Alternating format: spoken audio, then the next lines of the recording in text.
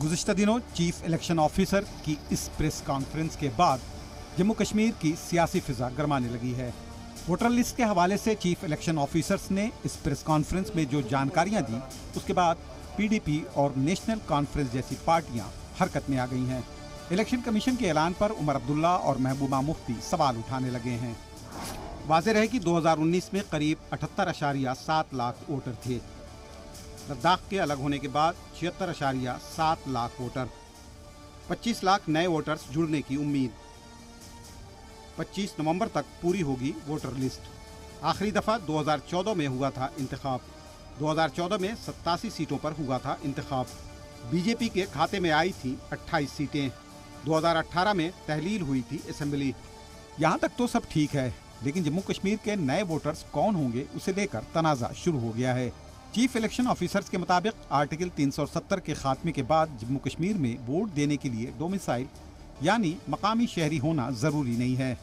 Chief election officers के मुताबिक दूसरी रियासत के लोग जो जम्मू कश्मीर में मुकीम हैं, वो भी यहाँ के वोटर्स बन सकते हैं। रूल है कि person should be ordinarily residing in the UT. जहाँ पे भी वो वोट बनवाना चाहता है वो वहाँ पे ऑर्डिनरीली रिजाइड करना चाहिए।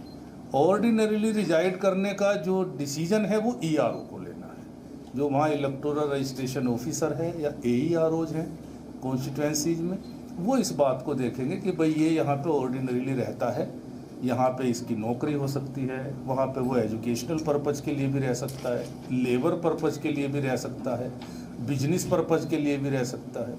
यानी परमानेंट रेजिडेंट होने की आवश्यकता अब नहीं है। काफ़ी लोग देश के दूसरे हिस्सों से भी यहाँ पोस्टेड हैं, तो उनको भी एक ऑप्शन है, अगर वो पीस स्टेशन में पोस्टेड है तो वो यहाँ का भी वोट अपना बना सकते हैं। बाहरी रियासत के लोगों को जम्मू कश्मीर में वोटिंग का हक दिए जाने के ऐलान से उमर अब्दुल्ला और महबूबा मुफ्ती भड़के हुए हैं। उन्होंने इस बदलाव के जरिए सीधे सीधे बीजेपी को फायदा पहुंचाने का इल्जाम लगाया। पीडीपी और नेशनल कॉन्फ्रेंस का कहना है कि इंतखाब में ताखीर के बाद अब बाहरी वोटर्स के जरिए बीजेपी अपने हक में माहौल बनाने की कोशिश कर रही है। बीजेपी के 25 लाख जो नॉन लोकल्स हैं वोटर्स, उनको यहाँ इंक्लूड किया जाएगा।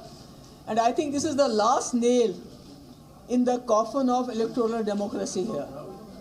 पहले जो इन्होंने रिगिंग करनी थी वो तो आधी रिगिंग कर दी जिस वक्त डिलिमिटेशन कमीशन यहाँ बनाया।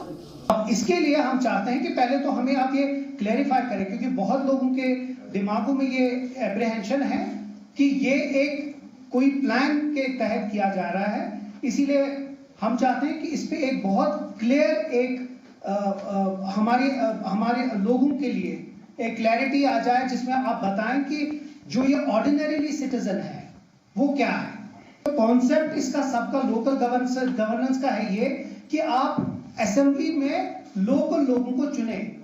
मैं यहां से जाके तमिलनाडु में इलेक्शन लड़ूं और उनको यहां से अपने 20,000 वर्कर्स लेकर वहां जाके इलेक्शन लड़ूं, या कोई ऐसी रियासत में जाऊं जहां 10-10 हजार की पोलिंग होती है। See you have to keep a yardstick same as it is in the rest of the country.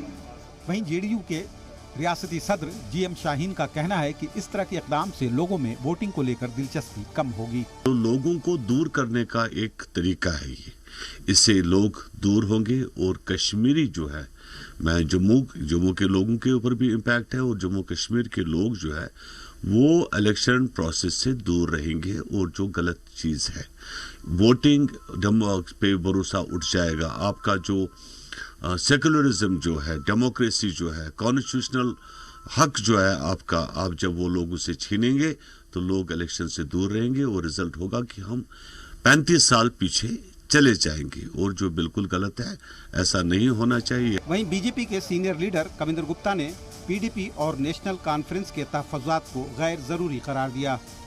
उन्होंने कहा कि अवाम के जरिए मुस्तरद किए जाने के बाद ये पार्टियां मायूसी का शिकार हैं।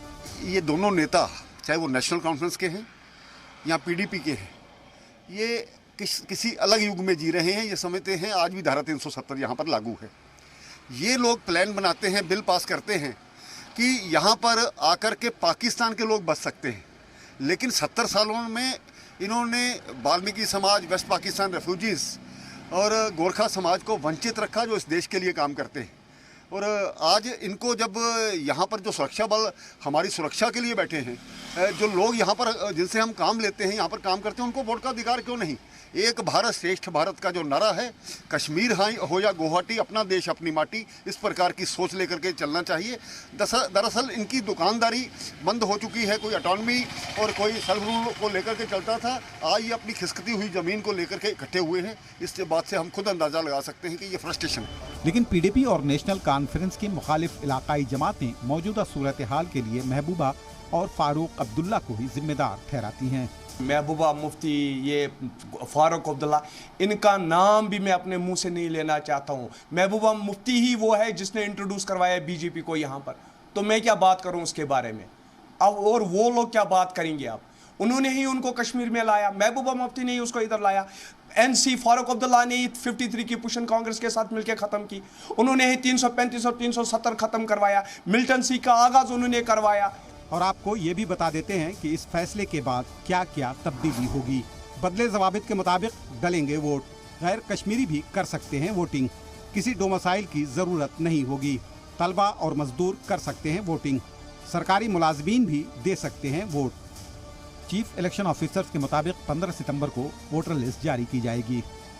अगले 40 दिन इसमें होने वाली गलतियों के सुधार के लिए मुख्तस किया गया है। फाइनल लिस्ट 25 नवंबर को जारी होगी। ब्यूरो रिपोर्ट, जी मीडिया।